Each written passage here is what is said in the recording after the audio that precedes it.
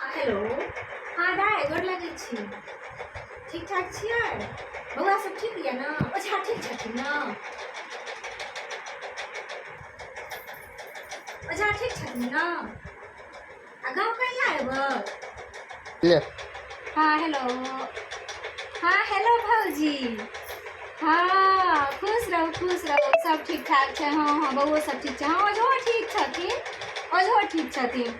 गाँव कहिया आयब? अरे देखियौ ने गाँव आबैमे तऽ बड़ा लफड़ा भऽ जाइ छै। ये सोचल बात नहि ने छै, सोचैत रहै छै जे हाँ आब टाइमपर पहुँचबै, की करिए एम्हर एकरा सबमे लागि जाइ छै तऽ कहिए केना की करिए, दिमागे काम नहि करैत रहै छै। गाँवो कहिया अयबै बुझलिए। ओहोके हिनका कहलहुँ अहाँके ओझाके तऽ कहै छथिन आब पथियो पत्रा जे छै से देखबैए पड़तै, तखने ने दिन निकालबै, तखने ने गाँवो जेबै। आब बुझियौ आब हम की करूँ, तऽ ताहि दुआरे जे छै से एखन केना कहूँ जे गाँव तऽ हम कहिया अयबै।